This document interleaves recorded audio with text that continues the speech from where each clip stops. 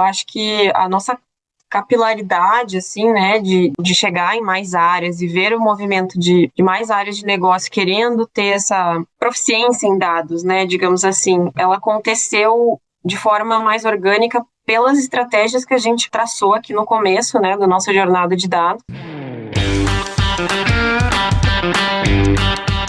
Bom dia, boa tarde, boa noite. Esse é mais um episódio dos Agilistas, que é o seu radar de inovação, tecnologia e negócios. Eu sou Marcela e estou aqui mais uma vez para conversar sobre dados. E hoje a gente tem uma convidada super legal aqui que vai trazer um bocado de case, que é a Dani Bertol, que é gerente sênior de produtos de dados e analytics no Grupo Heineken. Bem-vinda, Dani, tudo bem? Obrigada, tudo jóia e contigo, Marcelo. Tudo jóia. No mercado onde os dados são o novo petróleo, né, que a gente ouve isso o tempo inteiro, é muito importante a gente trazer cases reais e esse é o motivo da nossa conversa hoje com o Grupo Heineken e a Dani vai contar um pouquinho pra gente como que é desafiador e como que eles têm desenvolvido, né, soluções de dados que permeiam diversas estruturas dentro do grupo. Então, Dani, eu queria primeiro que você contasse um pouquinho sobre a organização de vocês, né, para atender. Eu acho que é um ponto legal de falar, é que os cases que eles trouxeram para a gente são cases que de novo atendem várias áreas de negócio. E um dos pontos que mais me gerou curiosidade na hora que eu faziei esses cases foi o fato de como é que eles conseguem gerar tantos produtos de dados para tantas áreas. E eu acho que era legal você começar contando um pouquinho para a gente como é que é a estruturação do time. Bom, primeiro, obrigada por me receberem aqui, é um prazer estar com vocês hoje. Vou contar um pouco, então, da nossa estrutura. A gente tem um time de dados aqui dentro da área de tecnologia da Heineken, que a gente chama de digital e tecnologia, e o nosso time de dados, ele está estruturado para atender e refletir as áreas de negócio, né? Então, dentro do nosso time, temos subtimes aqui que atendem áreas de suporte, como RH, finanças, corporate affairs, sustentabilidade. Temos também times que olham para a supply chain, então especificamente falando de toda a cadeia logística, primária, secundária, toda a distribuição mesmo, que permeia todo o Brasil, customer service e produção, cervejarias mesmo, e também o time que olha para as áreas comerciais, então desde trade marketing, vendas, campo mesmo, até o time de marketing e marcas em si. Então o nosso time consegue permear aí toda a nossa cadeia ponta a ponta, né, da operação do Grupo Heineken, por meio dessa organização onde a gente reflete mesmo, né, a estrutura, né, da operação da Heineken. Legal.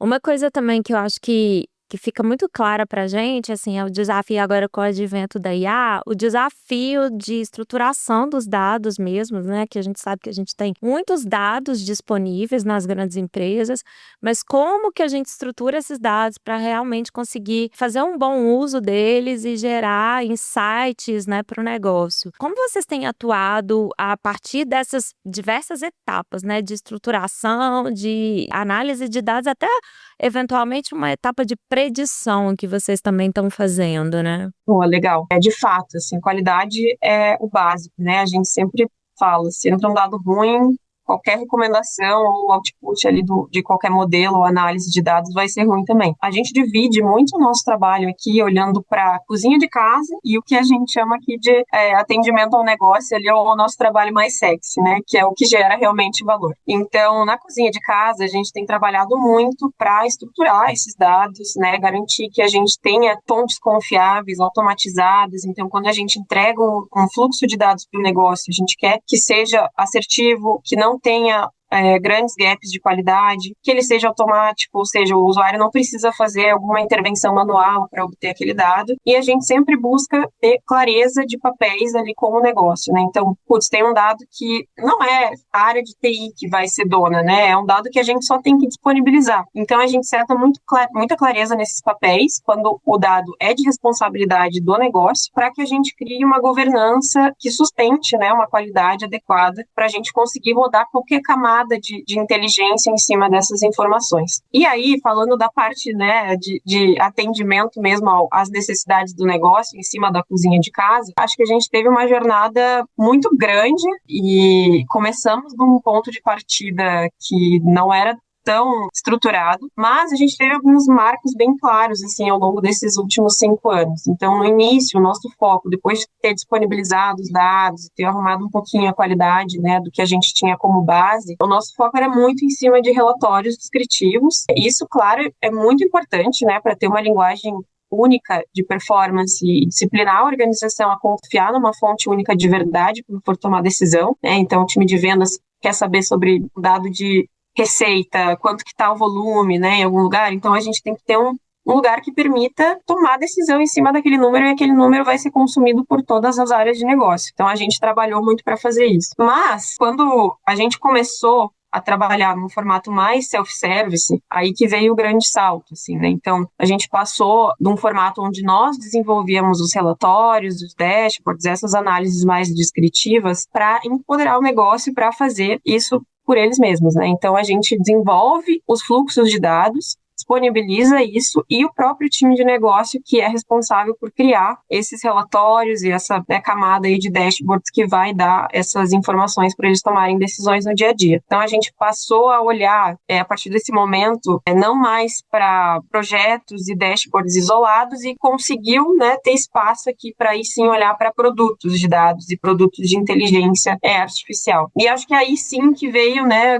um campo de oportunidades. Então, quando a gente começa a olhar para IA e toda a nossa operação aqui, tem muito espaço, né? Desde a cadeia logística até as áreas de suporte. Como a gente gera dados todo dia, né? E por meio de vários sistemas e várias interações com diversas áreas, para a gente conseguir recomendar, prever e recomendar ações com base nesses dados, né? E acho que hoje a gente está numa maturidade bem bacana, assim, que a gente começou explorando não só áreas tão óbvias, né, como vendas e marketing, que geralmente é onde a gente vê um grande peso, né, de IA sendo aplicada, mas também para áreas como RH, né, jurídico, que são áreas que temos também muitas informações, né, tomamos decisões diariamente, decisões de alto impacto para o negócio, principalmente no que tange pessoas, reputação, e a gente conseguiu aí desbloquear um valor bacana para essas áreas também por meio de IA.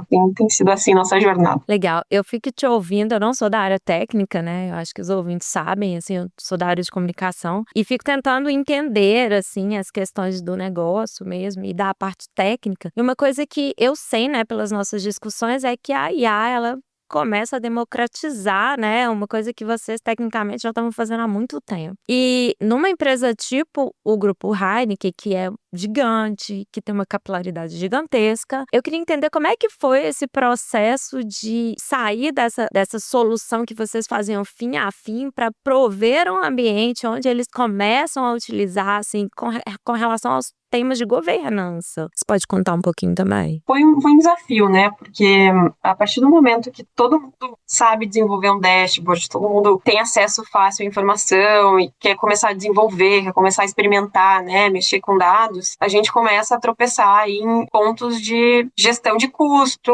garantir que aquela informação que a pessoa está trabalhando ali, né, no seu modelo, ali dentro do seu parquinho, né, que a gente brinca aqui, que é o ambiente controlado ali que o usuário do negócio pode usar, seja confiável. Então, aplique as regras de negócio que a gente tem homologadas aqui, né, no nosso ambiente. Então, foi necessário setar algumas diretrizes, né, e a gente evangelizar muito o negócio para entender que não é que a gente quer tirar a autonomia, né, mas a gente precisa garantir que eles tenham autonomia dentro desse cercadinho, né, então dentro desse conjunto de regras e boas práticas que a gente disponibiliza para eles. Então, não é que a gente quer bloquear, né, o que o time de negócio pode fazer, mas sim garantir que a gente tenha um ambiente organizado com sistemas que sejam homologados, né, a gente tem muita ferramenta gratuita hoje na internet, então começa a ficar um ambiente mais perigoso, né, de vazamento de dados. Então a gente precisa garantir essa disseminação da informação do porquê que a gente está fazendo, né, e setando governanças para que as pessoas consigam ser embaixadoras dessa nossa governança também, né, que elas realmente comprem a ideia com a gente. Então,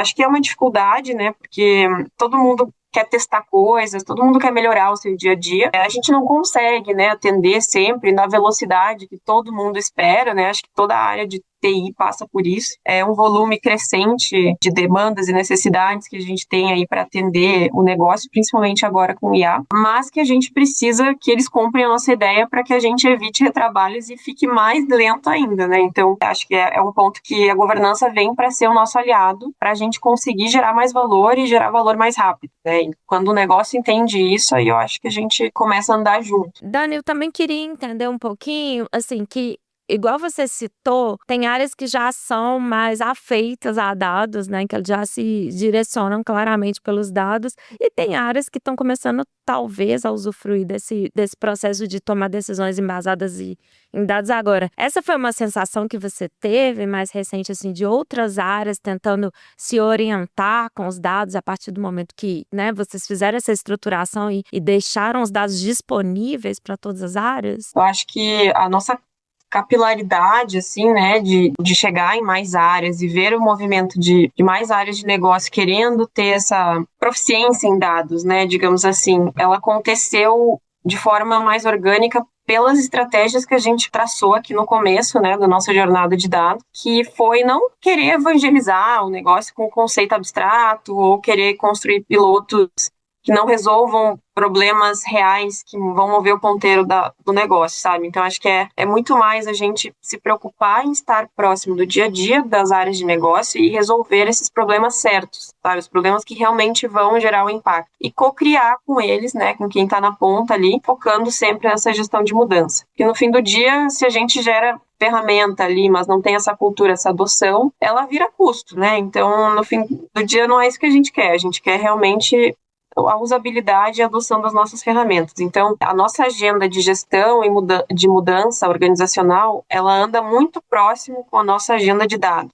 Então, é tão importante quanto a tecnologia em si. Quando a gente buscou fazer isso desde o começo, a gente combinou o desenvolvimento de pilotos com áreas justamente que não tinham uma proficiência tão grande em dados, né? Como o próprio time de RH, que é uma área que é muito mais voltada para cuidado de pessoas do que para cuidar de dados, né? É o contrário de vendas, por exemplo, que já é uma área mais analítica, que já tem uma aptidão maior a números, né? Que é cobrada por números todos os dias. Então, estrategicamente fazer esse balanço de não olhar só para áreas mais analíticas e maduras por si só e focar também nessas áreas como RH e finanças e jurídico ajudou muito a gente a mover o ponteiro em temas que antes a gente não conseguia tangibilizar uso de dados ali, né? Então, isso ajudou muito ao engajamento ser orgânico, né? Essas áreas começaram a querer fazer parte e ter produtos de IA no seu dia a dia, porque viram que aquilo realmente gera valor, ajuda a bater metas, né? Então, aquilo facilita o dia deles ali como equipes, né? Em si, no dia a dia.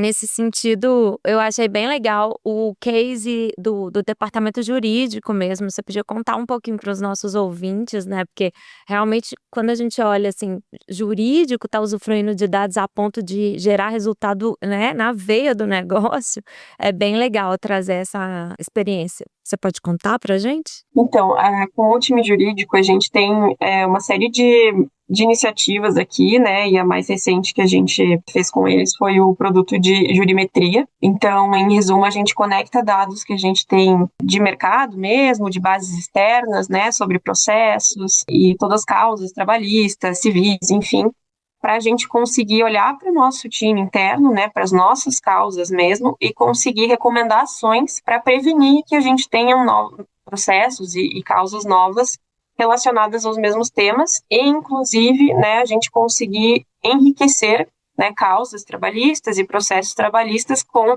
materiais internos que a gente tem aqui do nosso time, né? Então, por exemplo, faz sentido eu seguir com alguma causa, ou eu devo recomendar um acordo, ou eu devo ir para algum outro caminho na defesa. Então, a gente consegue apoiar o time jurídico na tomada de decisão, que impacta diretamente, né, provisões financeiras também, e facilita esse trabalho do time jurídico também com escritórios externos que a gente venha a trabalhar ali em alguma causa. Então, é um impacto direto, né, que combina não só o uso de dados e análise avançada, mas também IA generativa, para apoiar o time na execução da sua atividade com mais eficiência, né? Porque digamos que antes o time conseguisse olhar com maior dedicação um número X de processos, hoje a gente consegue olhar para um montante bem maior e ser mais proativo de evitar, né, algumas causas e inclusive fazer análises que envolvam outras áreas, né? Então, por exemplo, digamos que a gente teve algum acidente, né, em alguma localidade. Putz, como que a gente olha com o time de segurança, o time de RH, para a gente fortalecer a cultura da segurança naquela localidade, sabe?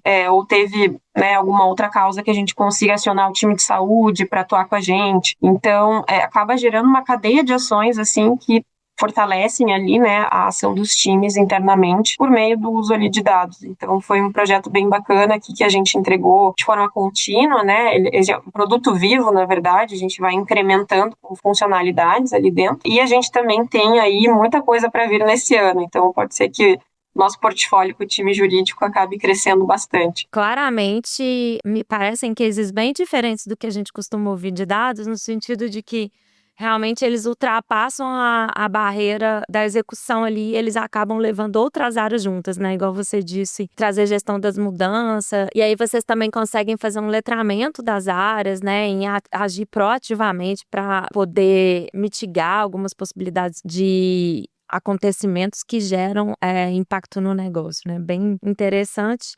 E um outro também que eu achei muito legal de ouvir é do NPS. Eu, especialmente, né, sei que a gente de marketing está sempre trabalhando com NPS, né? Que a gente avalia ali como é que o nosso cliente está recebendo, né, o serviço, o produto, etc. Mas acaba que geralmente fica um resultado, um indicador muito contido na área de comunicação e marketing. E no case de vocês conseguem perspassar, assim, em várias áreas, né? Vocês vão lá na questão logística, né, impactando em ruptura. E também eu queria que você contasse um pouquinho como é que foi esse desafio também de envolver tantas áreas numa análise da ponta ali, né? Você parte da análise do cliente e consegue levar para dentro de casa e mexer em tantos negócios. O case de NPS é um exemplo muito didático, assim, de como a gente consegue transformar algo que é visto talvez mais como uma pesquisa, né, num produto de dados com um ciclo de valor, assim. Então, na prática, o NPS como produto, né, ele acaba olhando para toda a jornada. Então, desde que a gente tem essa captura contínua ali, né, do feedback do cliente, até a integração com essas outras fontes de dados aqui operacionais que a gente tem, como de logística, entrega, prazo de entrega, né, o atendimento, para oferecer essa visão mais completa da experiência, do sentimento do cliente para o nosso time de vendas e identificar ali quais são esses principais fatores que influenciam a satisfação e os pontos de atrito na jornada mesmo, para orquestrar ações para fechar o loop, né, com o cliente. Então, digamos que a gente tinha lá algumas reclamações ou feedbacks de tipo, eu agendei uma entrega para um dia, né, não recebi, ou então questões de tipo, não tinha produto quando eu quis comprar. Então, a gente consegue perceber alguns pontos pequenos ali, que talvez num mar de feedbacks, né, num mar de pesquisas, a gente manualmente nem conseguiria pegar, para conseguir endereçar e investigar ali com áreas de negócio específicas, seja de logística, seja com o time de vendas que, né, tenha que colocar ali um pedido proativamente, ou o time de produção para ver como que está ali a demanda e a capacidade, né, de atender alguma região, algum centro de distribuição. Então, a gente consegue amarrar essas respostas e esses insights que a gente recebe em algumas pesquisas para gerar ações ali junto com o time da área responsável, né? Então, a gente teve que criar aqui, e aí volta no ponto que eu falei, né? Da gestão de mudança ser tão importante quanto a gestão tecnológica ali, né? Que a gente teve que criar um comitê, praticamente, né? Interdisciplinar ali dentro da rotina ali do time de vendas, para que a gente conseguisse endereçar essas ações, né? E tivesse, de fato, efetividade ali, depois de olhar o insight que vem da pesquisa. Então, acho que esse case, assim, foi muito bacana, né? E muda muito a relação entre analytics ali, as áreas de negócio, né, que ao invés de entregar um relatório de um feedback estático, né, o time começa a olhar para um backlog de evoluções do nosso NPS, né, então tem novas correlações, novos cortes ali da pesquisa, que vão permitir novas ações para a gente melhorar o nosso atendimento, a nossa operação e colocar, né, de fato, o cliente no centro, que é para a gente o mais importante, e, no fim, começar a transformar esses detratores, né, que a gente tem em promotores e traduzir isso em crescimento de receita. Então, esse case ele foi bem, bem bacana. Ele é bem impactante mesmo e bem completo, né? Assim, uma visão bem holística, tanto da saída da produção até a experiência final ali do consumidor, né? E olhando para o futuro, Dani, acho que vocês já estão construindo, né, soluções bem legais e importantes para o negócio, mas eu imagino que também o céu é o limite, né? Você podia contar um pouquinho para a gente, assim, em termos de desafios que você vislumbram, né? Tanto tecnicamente mesmo, em soluções técnicas para amparar, né, tamanhas áreas, assim, tantas áreas envolvidas, quanto o que vocês vislumbram aí para o cenário de dados nos próximos tempos? Eu diria que os nossos próximos desafios, assim, são muito menos em provar que dados geram valor e muito mais em escalar isso com segurança, com governança e automação, né? Porque eu acho que temos recomendações, temos insights, mas como que a gente aumenta o nível de automação dessa inteligência artificial na decisão do dia a dia, né? Sem ser um risco para a companhia. Então, a gente já tem aí algumas automações de decisões por meio de inteligência artificial para logística, são coisas mais simples da gente tomar ação, né, uma distribuição, né, mover um produto de um CDA para outro. Então a gente consegue automatizar algumas decisões com mais segurança, mas algumas outras a gente ainda, né, precisa ali de um humano tomando uma decisão, né, garantindo que a gente não vai errar em alguns casos excepcionais e decisões mais estratégicas. Então, para que a gente chegue nesse ponto, né, de ter decisões automatizadas, isso exige modelos muito mais robustos, né, um monitoramento muito contínuo e uma governança forte de risco, assim. Então, todo o trabalho de governança, qualidade, arquitetura de dados, ele continua sendo muito essencial. E o outro eixo, assim, de desafios que eu acho que a gente tem aí para o futuro é expandir o uso de IA generativa e agentes de IA, que a gente tem muita oportunidade não só nas áreas comerciais, mas nessas áreas de suporte que eu comentei. E olhando mais para frente, tem uma agenda de dados que converse diretamente com os nossos compromissos de sustentabilidade, eficiência energética e responsabilidade social. Assim, acho que usar dados não só para vender melhor e se manter competitivo no mercado, mas para operar de forma mais responsável como grupo, assim, né, como companhia para a sociedade, assim, que acho que é um tema que eu pessoalmente sou muito entusiasta, né? Então, usar dados em prol de um bem maior, não só do resultado da companhia, assim, que eu acho que também vai muito em linha com os valores da Heineken, né? Sem dúvida. A gente está chegando aqui no final, Dani, e a gente costuma pedir uma recomendação de um conteúdo que você acha que vale a pena divulgar para os nossos ouvintes, seja especificamente da sua área de atuação ou não. É uma troca mesmo de conteúdo. Eu recomendaria um livro que para mim foi muito bom, me ajudou muito na minha carreira, assim, e sempre consulto, né? Acho que não foi um livro que eu li, deixei ali, eu uso como uma bíbliazinha, que é o The Culture Map, da Erin Meyer. É um livro que fala muito sobre as diferenças e contextos culturais, né? Quando a gente começa a trabalhar com pessoas e times de outros países, né? Que vêm de outros contextos historicamente culturais que a gente, né? Aqui do Brasil. E como a Heineken é uma empresa muito globalizada, né, e a área de tecnologia está sempre em contato com esse ambiente mais global, acho que ajuda muito, né, então a gente se preparar para trabalhar com esses times e a gente entender também como as decisões são tomadas, como que a gente articula, influencia e, né, e cria a nossa rede ali, né, de networking dentro de contextos tão diferentes e culturas tão diversas. Então foi um livro que para mim foi muito importante e, enfim, eu leria mais diversas vezes na minha vida. Recomendo aí para todo mundo que tem a ambição de trabalhar em times globais ou que trabalha, né? Acho que ajuda bastante. Boa. Só para eu adicionar uma pergunta, já que você tocou nesse ponto do global, como está a interface do desenvolvimento de dados aqui no Brasil em relação ao resto do mundo? Você acha que a gente está no mesmo nível, está à frente? Como que a gente, profissional de tecnologia, está colocando a IA e a predição dentro do nosso dia a dia de trabalho? Eu acho que a gente está bem.